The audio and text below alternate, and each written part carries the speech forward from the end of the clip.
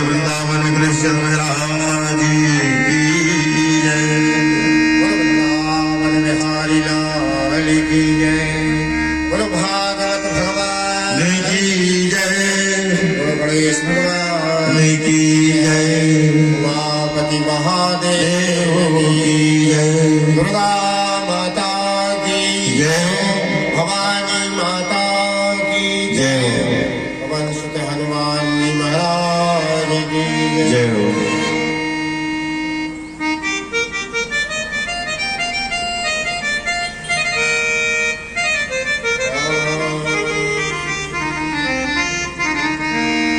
पूर्णमदः पूर्णमिदं पूर्णात् पूर्णमुदच्यते पूर्णस्य पूर्णमादाय पूर्णमेवावशिष्यते।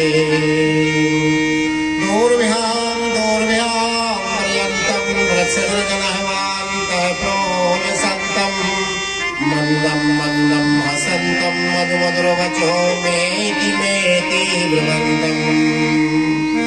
गोपाली पाणिताली कर्तुवलयध्वानुपदान्तराणं वन्दे तं परविमलघनश्यामलवदनं वंशी विभूषितकरान्नवनीरदाभा पीताम्बराजरुणिबिम्बफलाधरोष्टा पूर्णेन्दु सुंदर मुखारविन्दनेत्रा कृष्णाभरणं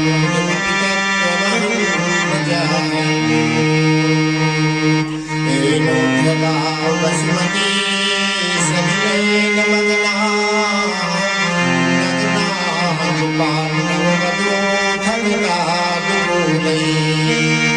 सम्मोचितो जलचरस्य मुखाद् गजेन्द्रो रुद्रगोचरे भवतु मेद्यस्मिन् नारायणं नमस्कृत्य नरं चैव नरोत्तमं देवीं सरस्वतीं व्यासं ततो जयमुदीरये। शीश मुकुट माथे तिलक कुंडल श्रवण मझार कर्णी बनमान भक्त प्राण राधा बर ब्रजलाल प्रिय गोपन जीवन मोर रसिक विहारी शामिले सदा रहो अनुकूल।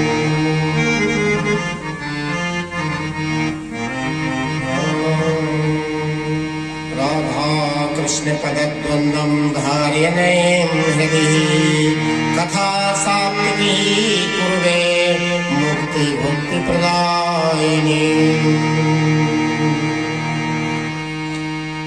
यहाँ पर आज कथा का दूसरा दिन है। नैमिषारण्य तीर्थ में 88,000 ऋषि 1000 वर्ष में पूर्ण होने वाला अनुष्ठान कर रहे हैं, जिसमें सूत जी सौनक इत्यादि 88,000 ऋषि विराजमान हैं।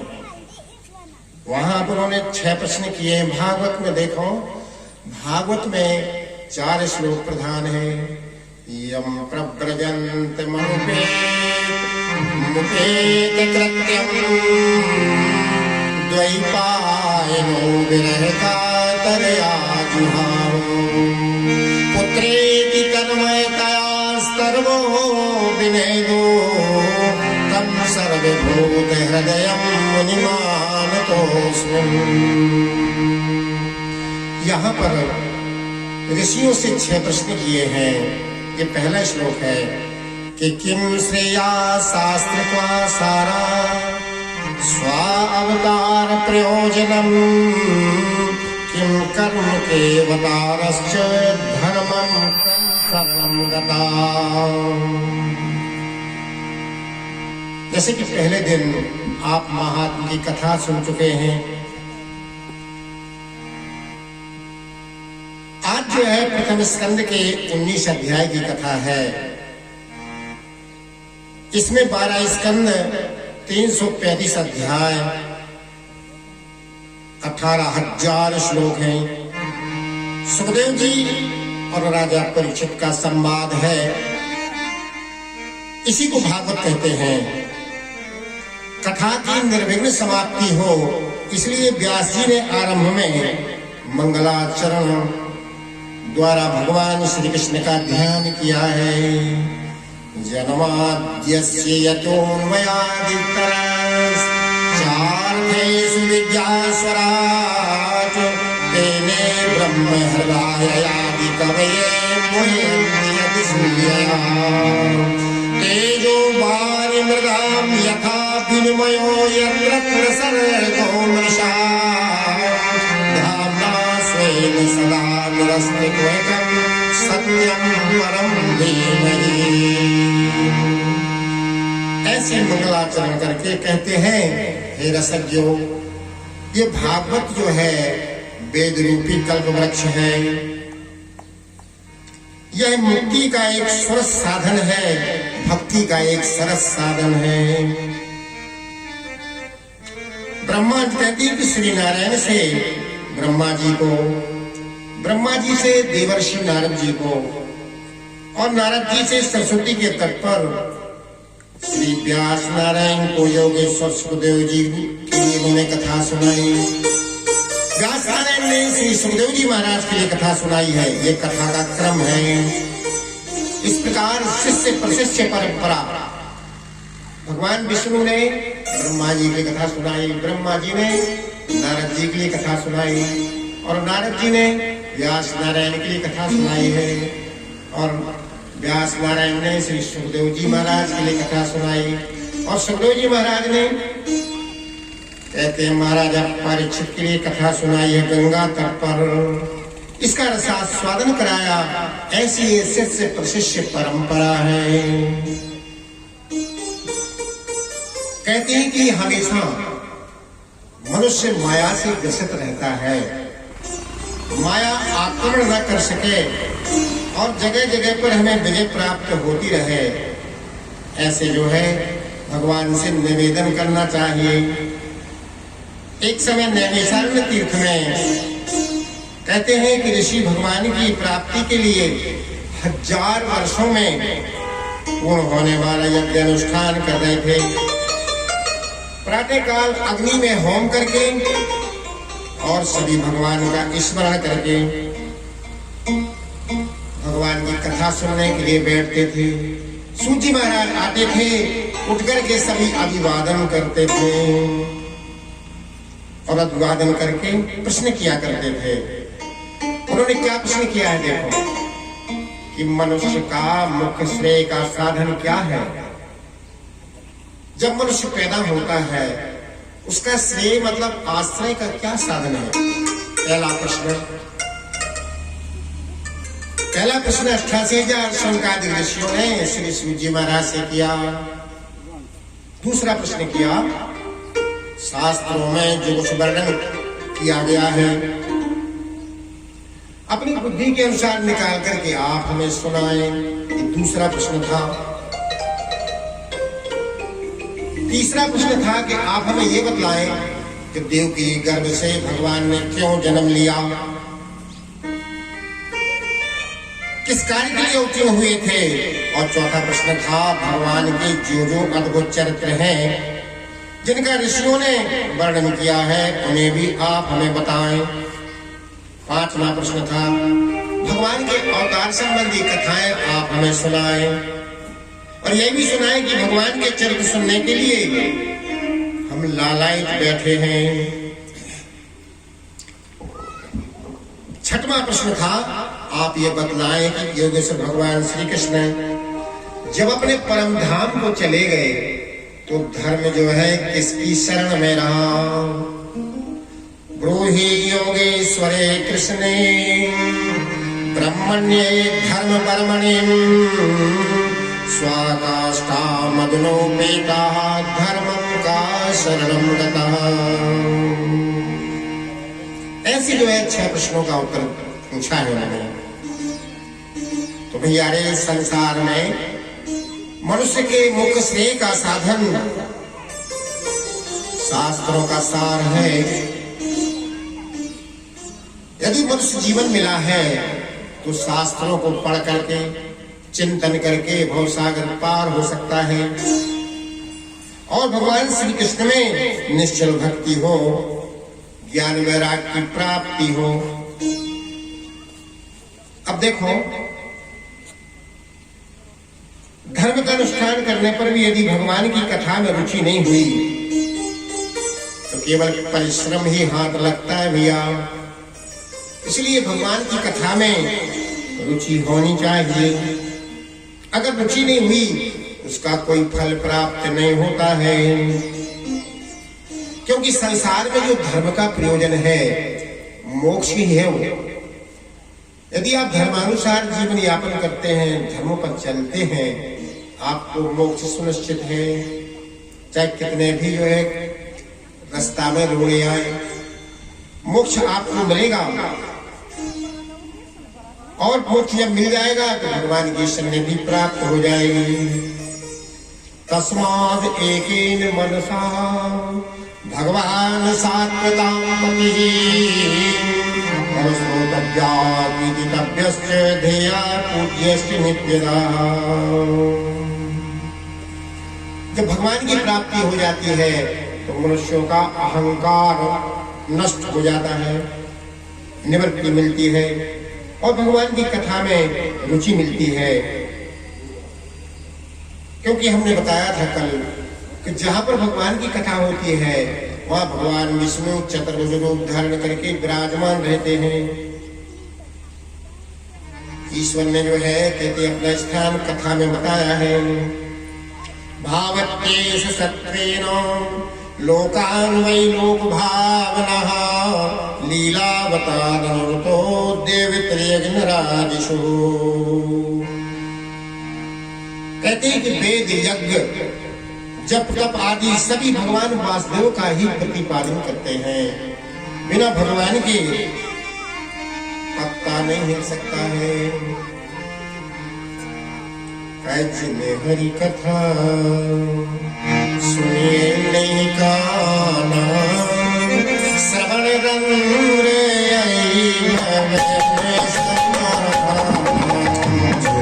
हरि कथा सुनिए नहीं काना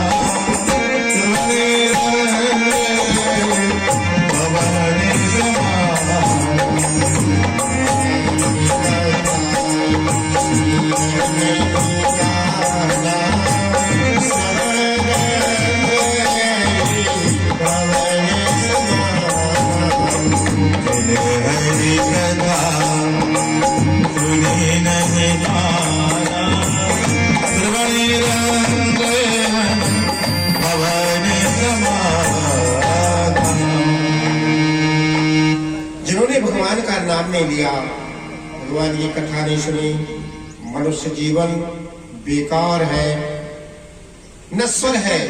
देखो मानव किसे कहते हैं? सबसे पहले इस बात का ध्यान रखना, क्या एक शरीर के ढांचे को आंखें, आंख, कान, नाक, हाथ पैर लगे हैं उसको मानव कहते हैं?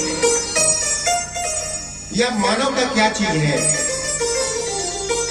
बात का ध्यान रखना चाहिए। परद्रोही से दूर भागे रहो, परद्रोही से दूर भागे रहो। नरने को निशान यही, सद्वाक्य को कहिए सुनिए। सुख शांति का ठीक है ठिकाना नहीं, यह कौतुकता सुन और बने। सदैव सबे समझाना यही, अरे परमार्थ पंथ के प्राण तजो। मर्दाना मनुष्य का मान यही।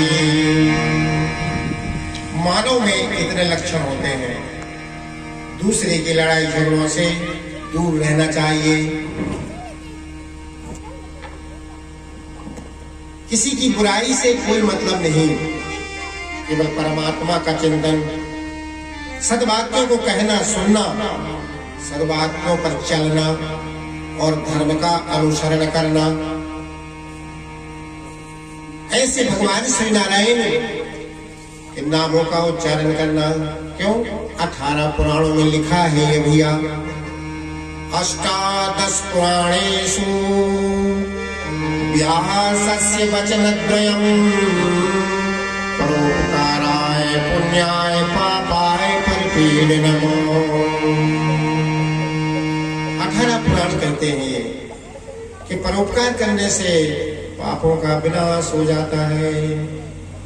जिसके पास दान करने के लिए पैसा नहीं है, तीर्थ यात्रा करने के लिए पैसा नहीं है, धर्म करने के लिए पैसा नहीं है, से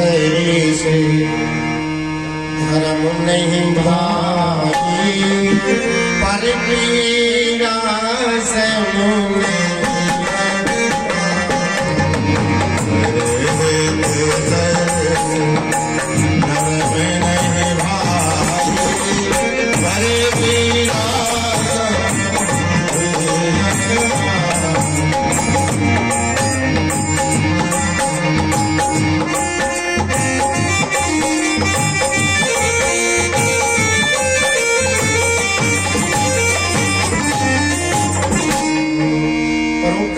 के समान शास्त्रों में कोई दूसरा पुण्य नहीं है। इससे आदमी बहुत सागर पार हो जाता है। भगवान श्री नारायण का श्रीमुख से ये वचन है और 18 पुराणों में भी वर्णित है। ऐसे जो है भगवान का पहला प्रश्न हो गया है कि मनुष्य के मुख का श्रेय का साधन क्या है। तो मनुष्य के मुख्य श्रेय साधन शास्त्र है, पुराण है। दूसरा प्रश्न, आपने जो अवतार संबंधी प्रश्न किए हैं कि भगवान के अवतार कितने हुए हैं। पश्यन्तदो रूपमदग्र चक्षुषा सहस्रपादोर्भुजाद्भुतमो सहस्रमूर्धश्रवणाक्षिनासिकम् सहस्रमील्यं वरकुण्डलोल्लसम्। कहते भगवान के नाना अवतार हैं, लेकिन भागवत में 24 अवतारों का वर्णन है। भगवान के नाना अवतार हैं, हरि अनंत हैं, हरि की कथाएं अनंत हैं। लेकिन भागवत में पहला अवतार सनकादि महर्षियों का हुआ है, सनत सनंदन सनत कुमार। दूसरा अवतार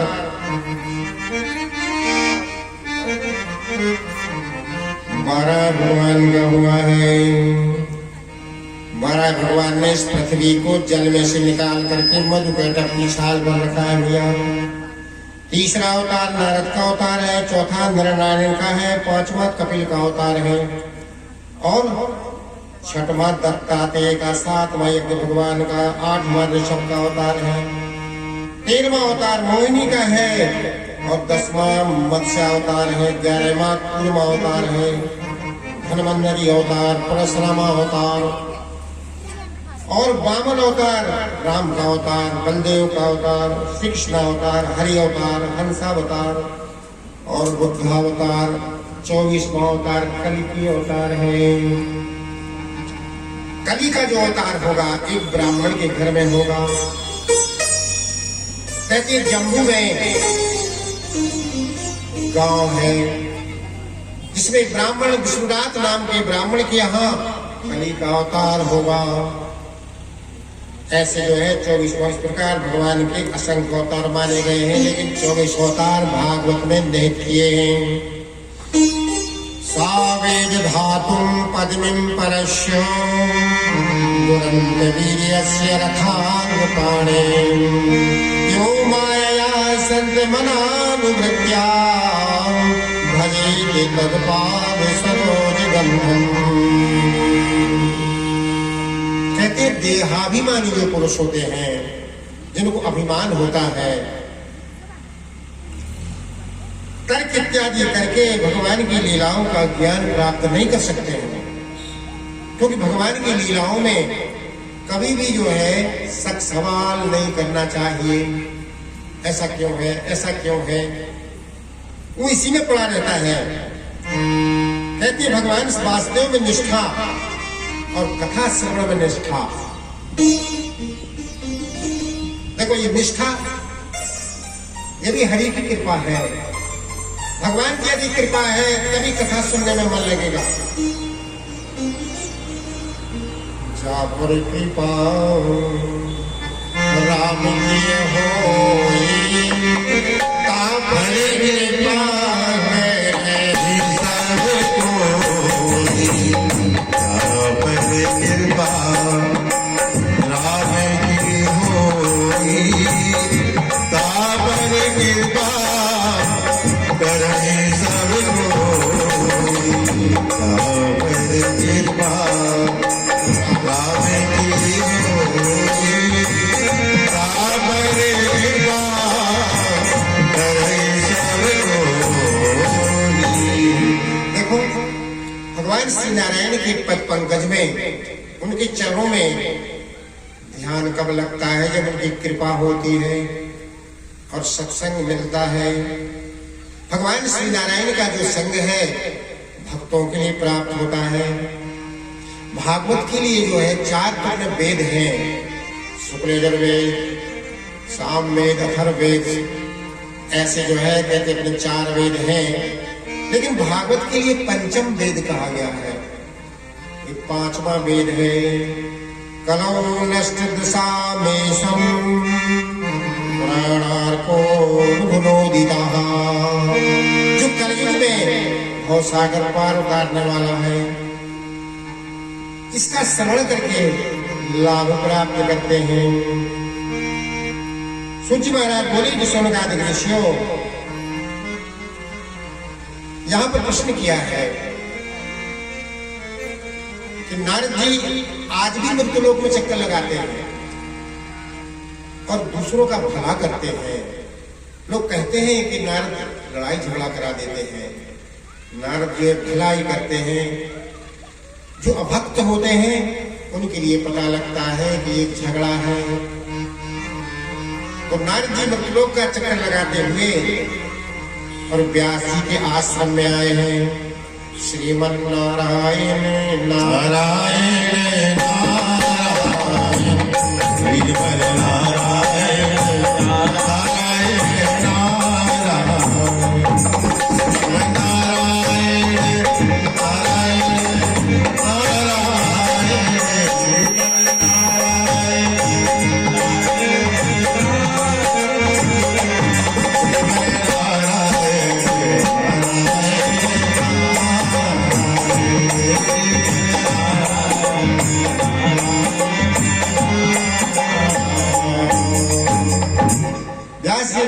इत्यादि से पूजन किया। देखो अगर ब्राह्मण घर में आ जाए, संत घर में आ जाए तो परलोक सुधर जाता है, रिद्धि सिद्धि प्राप्त होती है, धर्म में प्रीति होती है। आगमन का कारण पूछा नारद। तम बीक्ष प्रक्षति मुनौ जगतस्तुवास्तिं स्त्रीं कुम्भदानुसुतस्य विविक्ति दृष्टेः। महाराज शुभागमन का कारण बताओ, क्योंकि आपके हृदय में स्त्री पुरुषों में भेद नहीं है। नारद को समदृष्टि रखते थे। सुनाइए महाराज। देखो नारद जी के लिए दक्ष का श्राप था, ज्यादा देर नहीं रुकते थे। जितने में हम गाय लगाते हैं ना उतनी देर ही रुकते थे। गोदोहन मात्रेण ही गृहे सुगृह में दिना अपेक्षते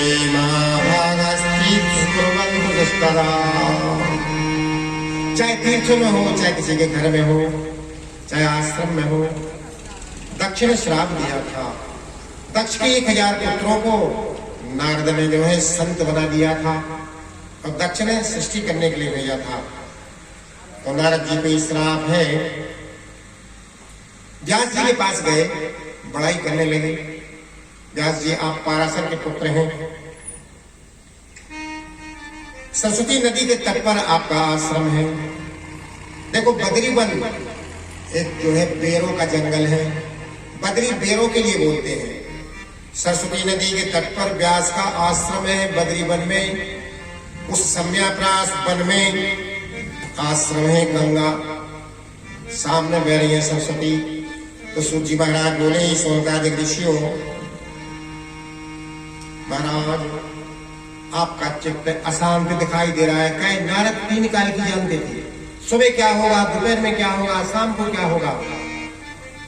नारद जी ने व्यास नारायण की तरफ देखा, बोले आपने महाभारत की रचना की है, लेकिन आपका चित्त जो है हमें अशांत दिखाई दे रहा है। आप जो है भगवान कृष्ण के चरित्र का वर्णन करो, क्योंकि आगे कलयुग आने वाला है, उसमें मनुष्य अल्पायु, दुर्बुद्धि, रोगी, अश्रद्धालु और नास्तिक पैदा होंगे। क्यों यह कलिकाल कठिन उरेगारी, पापे परायण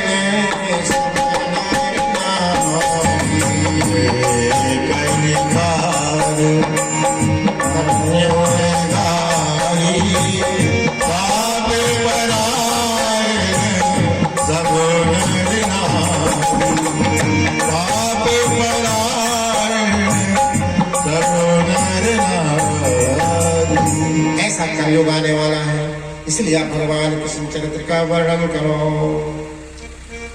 तस्सैवं खिलमात्मानं मन्यमान शिखिव्यता, कृष्णस्य नारदो अभ्यागात् आसनं प्रमुदाहृतम्। नारद जी से पूछ लिया, आपको कैसे पता है नारद जी, भगवान कृष्ण के चरित्र करने में, उनका जो है चरित्र वर्णन करने में आत्मा को शांति मिलेगी। नारद जी ने अपना पूर्व वृतांत बताया है। देखो, ये गर्ग संगीता की कथा है। नारद जी सुनाने लगे, महाराज मैं वैश्य परिवार में पैदा हुआ था। मेरी पिताजी मेरे बचपन में समाप्त हो गए थे। संतों का जो समाज आता था गांव में, हमारी माँ भोजन बनाया करती थी संतों का, और मैं जहाँ संत रहते थे वहां झाड़ू बहारू लगाता था और भांडे बर्तन धोता था। बचा हुआ प्रसाद जो था उसको मैं पान किया करता था। हमारे एकाएक जो है प्रसाद पाते पाते हमारे मन में भगवान के प्रति श्रद्धा उत्पन्न हो गई, और एक मन में विचार आया कि मैं भी भगवान की भक्ति करूं, लेकिन माँ की ख्याल आ जाए। हमारे पिताजी समाप्त हो गए हैं, हमारी माँ की भी कहा जाएगी, इसलिए भगवान माँ का संस्कार कर लो। यदि माँ हमारी समाप्त हो जाए तो फिर हम भगवान की भक्ति करेंगे। ऐसे बार बार भगवान से प्रार्थना करें कि हे माँ, तू हमारे सामने जल्दी चली जा। अति श्रद्धा भगवान के प्रति। तो सूजी महाराज बोले, सोनकादिक ऋषि एक दिन गाय के गौशाला से दूध लगा करा रही थी। रास्ते में सर्प ने काट दिया। विष खाए से ज्यों मरे, आगी सलिल बुझाए, सताए ते ब्रह्मस्व के जरा दूर से जा। विष चढ़ गया और विष चढ़ करके जो है शरीर श्रांत हो गया। हर्षित मन से नारद जी ने दाह संस्कार किया और माता जी को जो है संस्कार करके भगवान की लई माला जब बात व्यास नारायण को नारद जी सुना रहे हैं सरस्वती तट पर, तो मैंने माला ली, उत्तराखंड में चला गया। हजारों वर्ष तपस्या करी। देखो बंधुओं, सतयुग में मनुष्य की आयु 10 लाख वर्ष की होती थी, बचपना 1 लाख वर्ष का होता था, और द्वापर में 1000 वर्ष की उम्र होती थी, 100 साल का बचपना होता था। त्रेता में जो है 1 लाख वर्ष की जो है आयु होती थी, 1000 वर्ष का बचपना होता था। और कलयुग में 10 साल का बचपन है बंधु, और 120 साल की उम्र है अपनी, बस ज्यादा नहीं है। और आदमी कहने लगा कि हम तो 150 साल जी गई हमारी माता जी। नहीं, टोटल उम्र कलयुग में मनुष्य की 120 साल है, बस इससे ज्यादा है ही नहीं है। ये कली का विधान है। इस छोटी उम्र में देखो, सूजी महाराज बोले कि सोनगाद ऋषियों तपस्या की इन्होंने कई हजार वर्ष नारद जी ने, और आकाशवाणी हुई कि नारद इस जन्म में इस शरीर में तुम्हें भगवान के दर्शन नहीं होंगे, तुम्हारा जब ये शरीर श्रांत हो जाएगा, तुम्हारी आयु पूर्ण हो जाएगी, तब तुम जो है श्रांत हो जाएगा शरीर, ब्रह्मा के पुत्र बनोगे और भगवान के अवतार नारद जी के नाम से जाने जाओगे। आकाशवाणी ने ये प्रश्न बताया था उत्तर। तो सूजी महाराज बोले कि सोनगाद ऋषि व्यास नारायण से नारद जी निवेदन कर रहे हैं कि महाराज, हमने भगवान कृष्ण के चरित्र का वर्णन सुना और भजन किया, नारायण का भजन किया, जिससे हमें भगवान का अवतार मिला है। भगवान श्री नारायण का स्मरण करने से देखो, राम नाम सुमरने के बारा उतर ही नर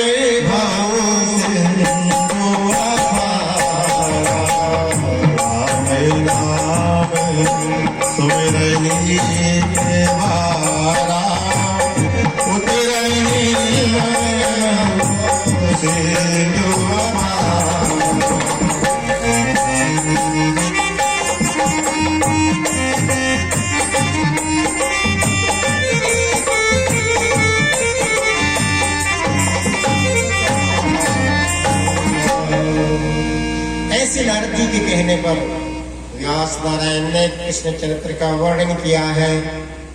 ये कृष्ण चरित्र क्या है? देखो, ये वेदों का पका हुआ फल है भागवत। दूसरा श्लोक है भागवत का, 18,000 श्लोक 4 श्लोकों में निहित है। निगम कल्प तरोर्गलितम फलम, निगम कल्पतरोर्गलितं फलम् सुखमुखाद् अमृतयो द्रव्य संयुतम् अरे पिबत भागवतं रसमालयम् मुहुरहो रसिका भुवि भावुकाः। जैसे आम पक जाता है, आदमी साए समझ करके बार बार उसको चौंकता रहता है, और ज्यों-ज्यों रस समाप्त होता है और ज्यादा मीठी लगने लगती है साए। कोई कहता है कि फेंक तो दो, अब नहीं और स्वाद आ रहा है। ऐसे ये भागवत पका हुआ आम का सुंदर फल है। निगम कल्प तरोर गलितम फलम सुखमुखाद अमृतयो द्रव संयुतम पिबत भागवतम रसमालयम मुहुरहो रसिका भूभावुकाः। हरि नारायण यह प्रेम रसे मुख से कहो न जाए, मुरझिया गुण खाते हैं नैनन स्वाद लखो। ऐसी भगवान का ये सुंदर पका हुआ आम का रसमय फल है। नारद जी श्री नारायण ने देखो भागवत लिखना आरंभ कर दिया। सबसे पहले कैलाश में कहते हैं कि भगवान श्री नारायण सुमेरु पर्वत पर देवताओं का एक क्रीड़ा स्थल है, जहां पर भगवान शंकर और पार्वती विराजमान है। वहां पर 12 महीने जो है मौसमी फल, तरह तरह के पुष्प, सुगंधित वायु, और हमेशा भगवान श्री नारायण की लीलाओं का गुणगान होता रहता है। राम रामेति रामेति रमे रामे मनोरमे सहस्रनाम तातुल्यम राम नाम वरानने। हमेशा भगवान श्री राम के चरणों का गुणगान, क्योंकि शंकर भगवान के कुल देव श्री राम प्रभु हैं। बिना राम के एक क्षण भी व्यर्थ नहीं होते हैं। यदि राम का स्मरण नहीं हुआ तो देखो भैया विपत्ति आ जाती है। कहा भी जाता है कि विपत्ति क्या है और संपत्ति क्या है। इस बात को समझो, विपत्ति क्या है, संपत्ति क्या है। संपत्ति पैसा नहीं है, विपत्ति जो है आफत नहीं है। विपत्ति भगवान का विस्मरण ही विपत्ति है। भगवान को भूल जाओगे विपत्ति आ जाएगी, और भगवान का स्मरण करोगे तो फिर संपत्ति रहेगी। क्यों? किसी विद्वानों ने लिखा है ये कि नियम से रहना, धर्म का अनुसरण करना, बड़ों का आदर करना, मैं तुम्हें जो चाहो दूंगा। कितना सुंदर श्लोक है देखो। अभिवादन शीलस्य नित्य वृद्धो सेविनम् चत्वारि तस्य वर्धन्ते आयु विद्या यशो बलम्। देखो, अभिवादनशीलता, भगवान के चरणों का ध्यान, बड़ों का आदर, अभिवादनशीलता कहते हैं इसको। इसमें 4 चीजें बढ़ती हैं। वृद्धों की पूजन, कौन कौन सी? आयु, विद्या, यश और बल, ताकत। घी खाने से तो आदमी मोटा हो जाता है, लेकिन बड़ों की सेवा करने से जो है बुद्धि आती है, ताकत आती है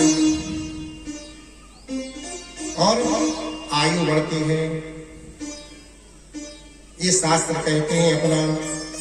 तो अपनी चर्चा चल रही थी सुमेरु पर्वत पर भगवान श्री नारायण राम का स्मरण करके। एक दिन पार्वती ने पूछ लिया, महाराज हमें आप कोई ऐसी कथा सुनाओ जिसमें हमारा आपका संयोग वियोग न हो।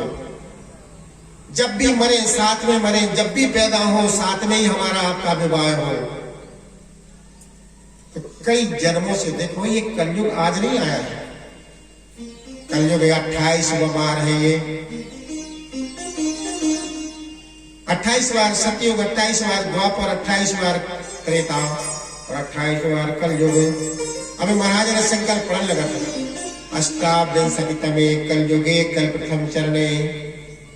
ये कली का प्रथम चरण है और ये 28वां बार आ चुका है पृथ्वी पर। तो भैया रे, कलयुग में मनुष्य पापी हुआ करते हैं, दुर्बुद्धि होते हैं, अल्पायु होते हैं, नास्तिक होते हैं और रोगी पैदा होते हैं। अभी जो बालक जब जन्म लेता है, जन्म से ही रोगी पैदा होता है, क्योंकि धर्म में प्रीति नहीं है। अगर धर्म में प्रीति होती, भगवान का स्मरण करके कार्य किया जाता, तो भगवान की जवाबदारी होती। तो सुमेरु पर्वत पर बैठे हैं, पार्वती बार बार कह रही है, 28 कल्प बीत चुके। एक दिन भगवान शंकर के पीछे पड़ गई कि महाराज आज तो हमें अमर कथा सुनाओ। तो उन्होंने अमर कथा सुनाई।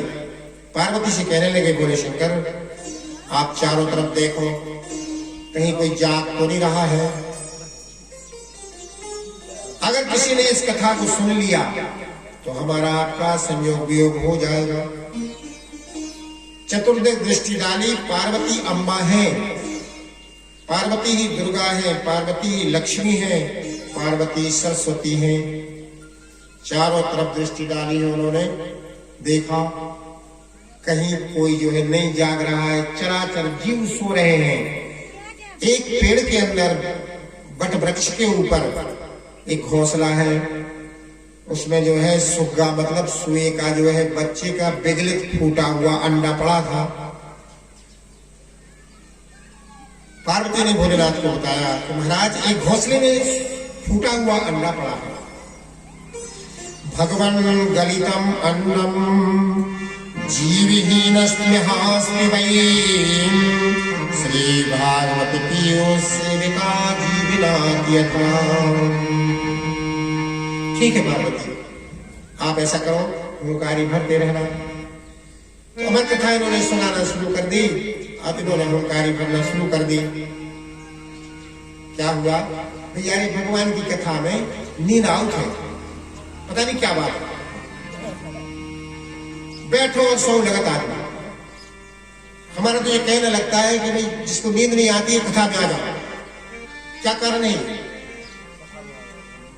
भगवान श्री नारायण ने सबको जगह दी थी, लेकिन निद्रा देवी ने पूछा, ये बताओ हम कहाँ जाए?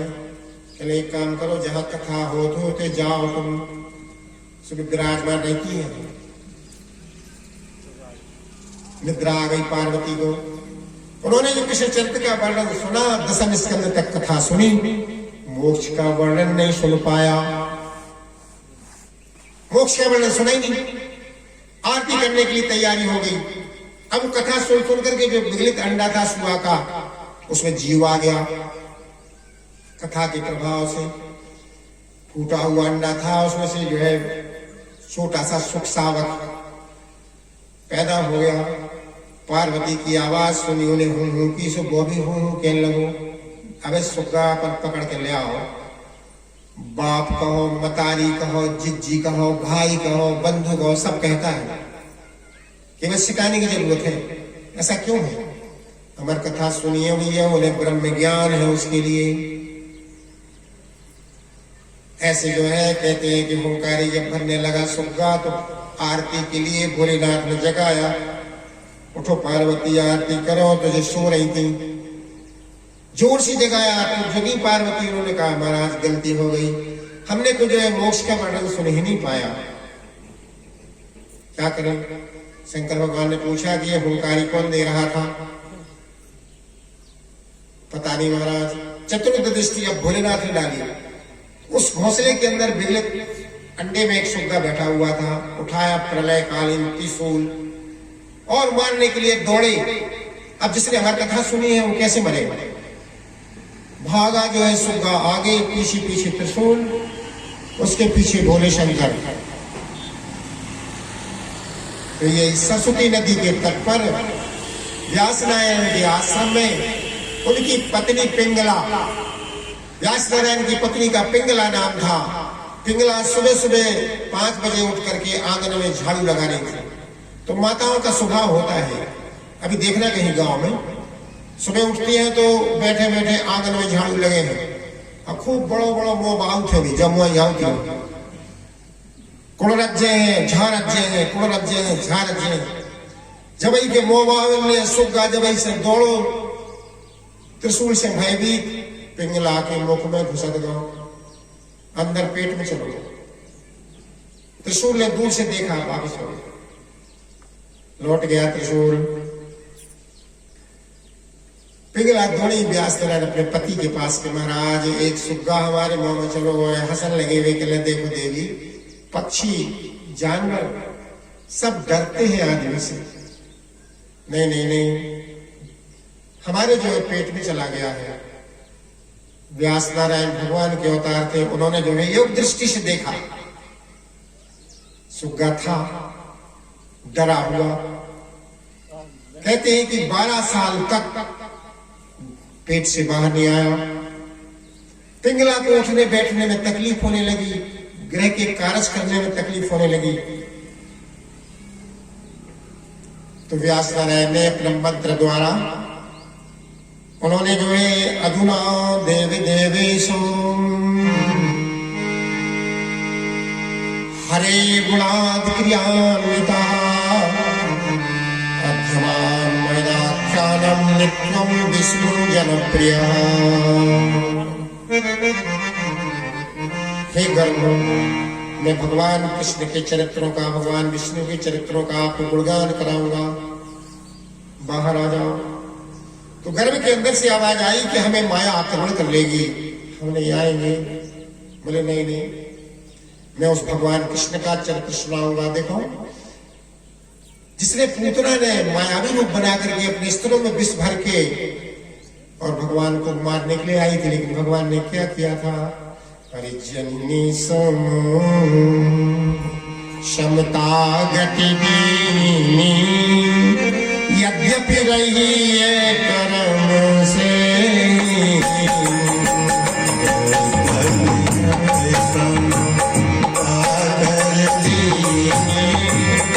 यद्यपि रही है कर्म से।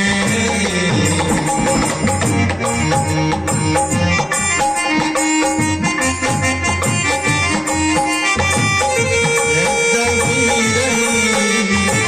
कर्म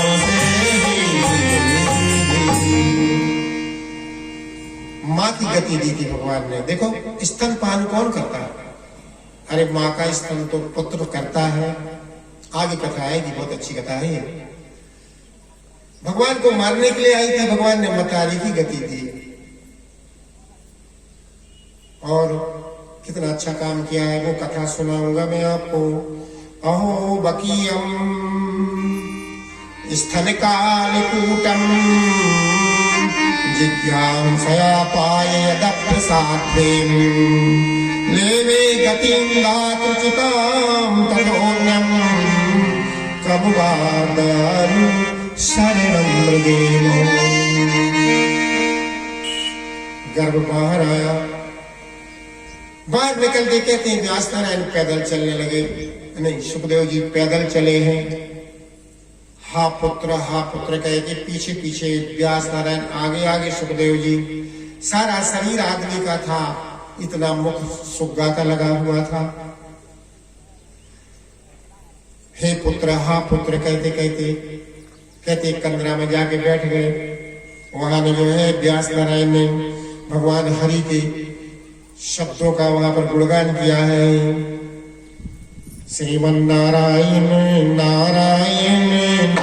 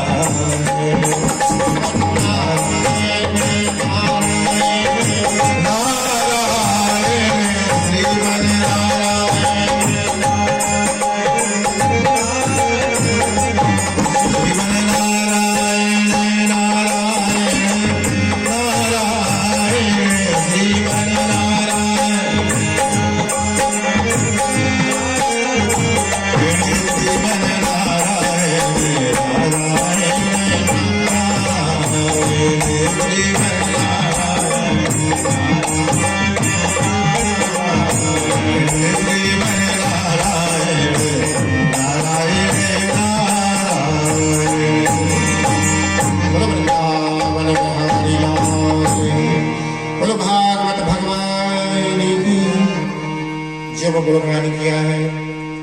उस गुणगान को सुन करके सुखदेव जी महाराज कंदरा से बाहर आए, आश्रम में ले आए व्यास नारायण।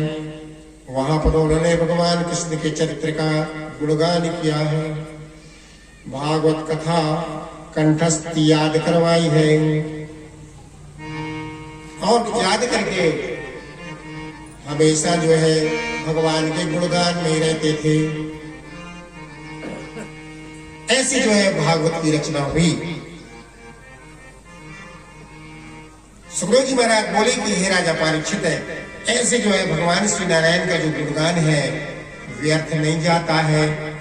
जैसे हम खेत में अनाज डालते हैं, कितना भी निकले व्यर्थ नहीं जाएगा। हाँ, सुधार के बे है जो अच्छी जो है खाद डालेगा, पानी डालेगा, सुंदर फसल होगी। लेकिन भैया जो ऐसे ही दे देते हैं, तो भक्ति रूपी जो अंकुर है इसको उगाने के लिए केवल राम नाम है और दूसरा कुछ नहीं है। भागवत में महाभारत का प्रसंग आता है। कहां से आता है? जब महाभारत समाप्त हो गया है, समाप्त हो जाने के बाद पांचों पांडव उनकी बुआ के चरणों में प्रणाम किया। साथ में जो है आनंद कंद कृष्णचंद्र महाराज साथ में थे और कुंती बुआ कहने लगी भैया अपने हाथ से रास्ते लग कर दो। कहले बुआ 5 आदमियों रास्ते लग नहीं होता है। कौन कौन? ब्रह्म हत्यारे हो, गो हत्यारे हो, कुल कलंकी हो, अंगविहीन हो और पापी, इनके लिए रास्ते लग नहीं होता है। युधिष्ठिर कहने लगे भैया हम लोग क्या है? कुंती बुआ बोले पूछना नहीं।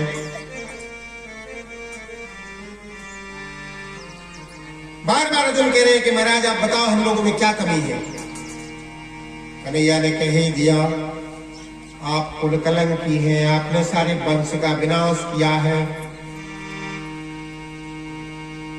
कहने लगे महाराज आप तो कह रहे थे न जायते मृते वाद कदाचिते नायं भूत्वा बाल भविता अजो विद्या शाश्वतोऽयं पुराणे न हन्यते हन्यमाने शरीरे। आप तो कह रहे थे कि शरीर नाशवान है, आत्मा अमर है। क्षत्रिय का कर्तव्य है कि युद्ध से पीठ नहीं फेरना, चाहे भाई क्यों न सामने युद्ध में लड़ता हो। और जब सब समाप्त हो गए हैं, राजतिलक की बारी आई है, तो आप कह रहे हैं कि भैया कुल कलंकी हो तुम, बुआ कह रहे भैया शांत रहो, सब के काट है। पूछ लो कन्हैया से कि कैसी जो है ये कटेगा कुल कलंक। अरे सन्मुख हो जीव मोहे जय मोही शरण को दे आगे आसो मोहे होय जीव मोहे जय मोही शरण को दे आगे आसो मोहे होय जीव मोहे जय मोही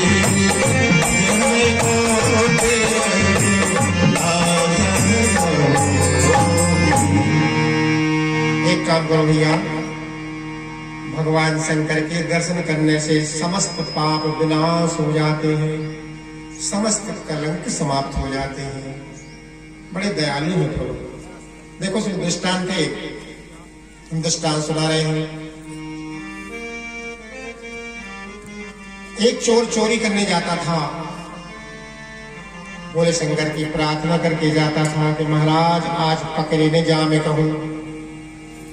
बार बार जो है बेलपत्र चढ़ा करके जल चढ़ा करके सफल हो जाता था चोरी में। अब वृद्धावस्था आ गई, वृद्धावस्था आ गई तो क्या हो जाए कि ये पकड़ा जाए, पुलिस के द्वारा मार पिटाई हो। गए बोले शंकर के पास, बोले महाराज ऐसा करो, कहूं मन दो मन सोनो मिल जावे तो बुढ़ापो कट जाए सही सही। और शंकर भगवान के दरवाजे में आंखें बंद करके जो खोली, 1.25 मन सोने का घंटा ऊपर ही चढ़ा था जो टनटनाहट से बजाते वो। अरे बोले महाराज आपने तो जल्दी कृपा कर दी, सोने का घंटा देख करके उतारने के लिए छोटा पड़ रहा था, जलेरी पे पैर रखो नहीं उतार पा रहा हूं। भगवान शंकर के शिवलिंग पर पैर रख दिया और घंटा उतारने लगे तो भगवान प्रकट हुए कि लहरे भैया शाबाश, कोई तो जल चढ़ाता है, अक्षत चढ़ाउत है, फूल चढ़ाउत है, बेलपत्र चढ़ाता है, और तुम पूरी खुद ही चढ़ गए हो।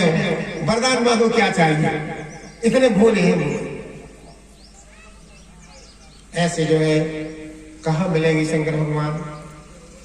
कन्हैया कहने लगे कैलाश में विराजमान है भैया।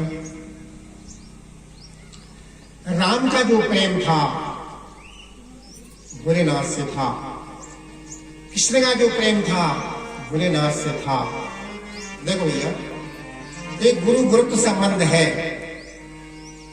अगर भोले शंकर की जरूरत पड़ती है तो राम को याद कर लेते हैं, और राम को यदि जरूरत पड़ती है तो भोले शंकर को याद कर लेते हैं। रामायण कहती है ऐसा।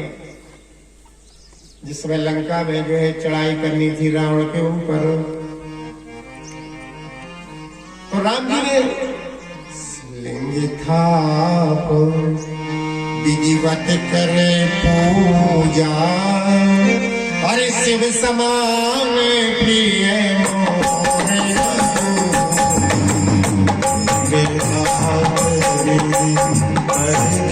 पूजा शिव समान शिव समान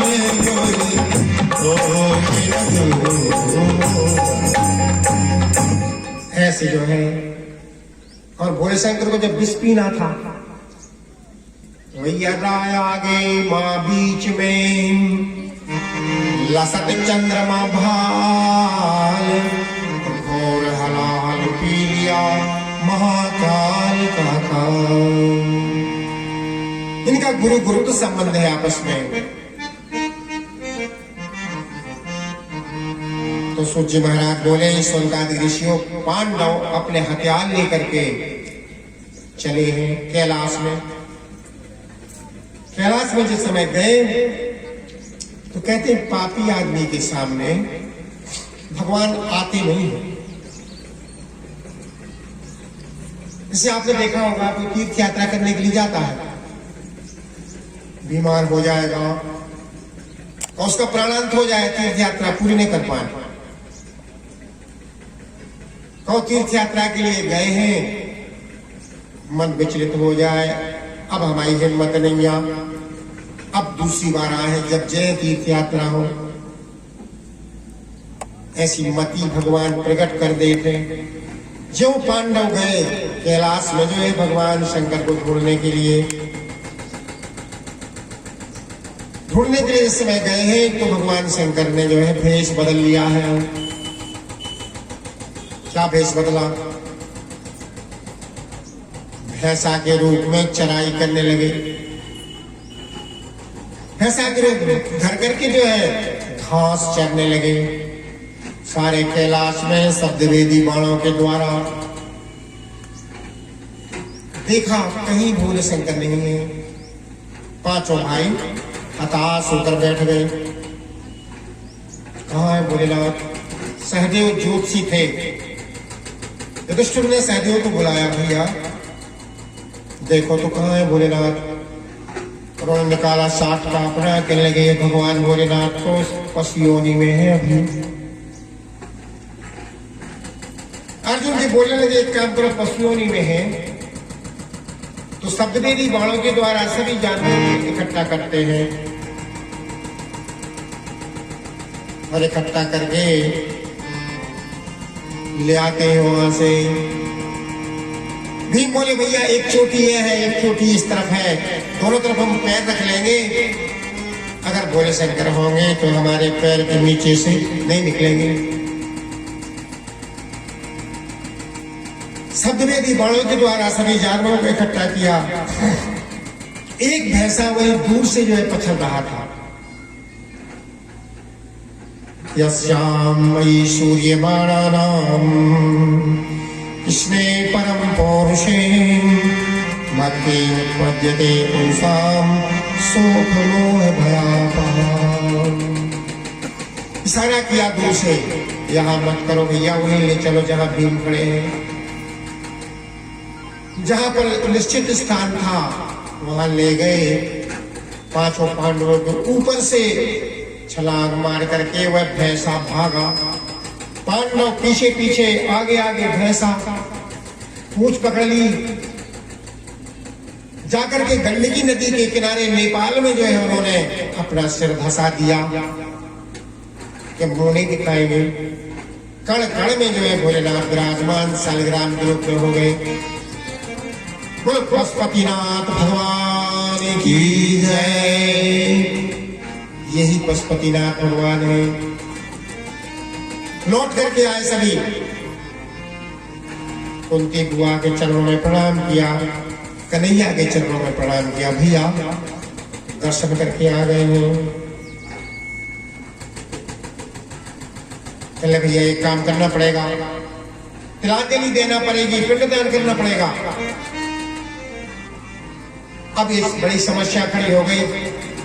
पिंडदान का जो दीपक है बच्चे देखते नहीं है। द्रौपदी के 5 पुत्र थे, युधिष्ठिर का पुत्र युधिष्ठिर के जैसा और भीम का पुत्र भीम के जैसा। पांचों भाइयों के अलग अलग पुत्र थे। द्रौपदी का 2 महीने का सहवास था। सूत जी महाराज बोले, सोनकादि ऋषियों, कन्हैया से द्रौपदी कहने लगी, भैया इन पुत्रों का क्या करें? यदि कोई महाभारत में छूटा बिछड़ा होगा हमारे पुत्रों को मार जाएगा। कहने की चिंता मत करो। वागर्था संप्रत्तौ वागर्थ प्रतिपत्तये जगता पितरौ वन्दे पार्वती परमेश्वरौ। मैं भगवान भोलेनाथ को बुलाता हूँ। हस्तिनापुर के दरवाजे में खड़ा कर देंगे और वहां पर जो है कोई नहीं आएगा। आ गए भोलेनाथ हस्तिनापुर के दरवाजे में, धूनी लगा ली और बैठ गए। त्रिशूल को आज्ञा दे दिया कि पूरे किले के अंदर जो है चारों तरफ परिक्रमा लगाना, कोई मक्खी में प्रवेश न कर पाए। ऐसे जो है त्रिशूल चक्कर काट रहा है। पांचों पांडव, कुंती बुआ और द्रौपदी पुत्र अंदर सो रहे थे। यहां पर दुर्योधन की जंघाएं टूटी हुई कुरुक्षेत्र में पड़ा था।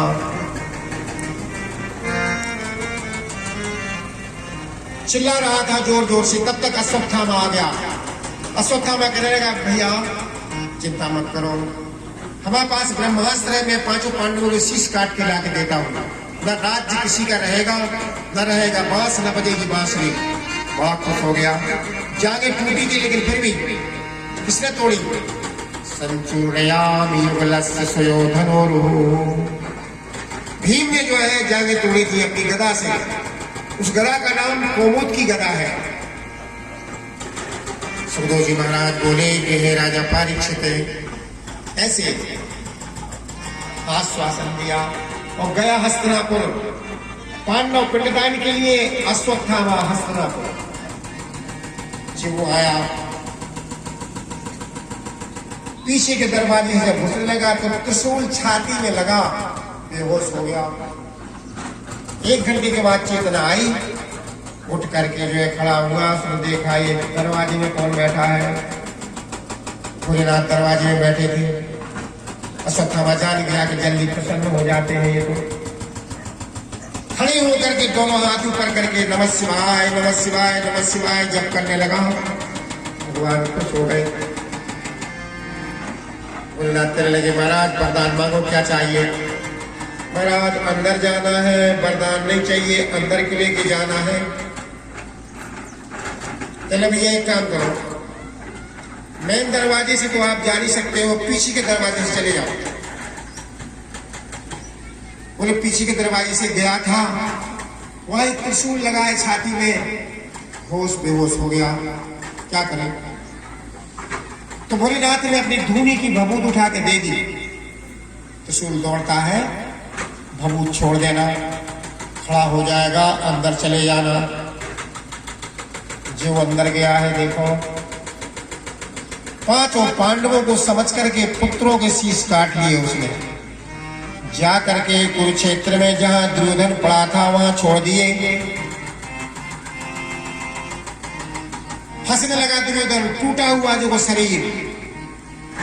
कहले रे बैरियों के शीश हाथ से तो लाओ, टटोल ले वे कैसे हैं। जो देखे दबाया, टमाटर जैसे फूट जाते इस तरह शीश चटक गए। रोने लगा, अश्वत्थामा दुष्ट, तूने तो गलत कर दिया है। ये तो पांडवों के शीश नहीं है, पुत्रों के शीश काट लाया है और प्राणांत हो गए हैं। यहाँ पांडव पिंडदान करके तिलांजलि दे करके जब आए सवेरे, तो द्रौपदी जो है पहुंची पुत्रों के पास। देरों में खून बह रहा था।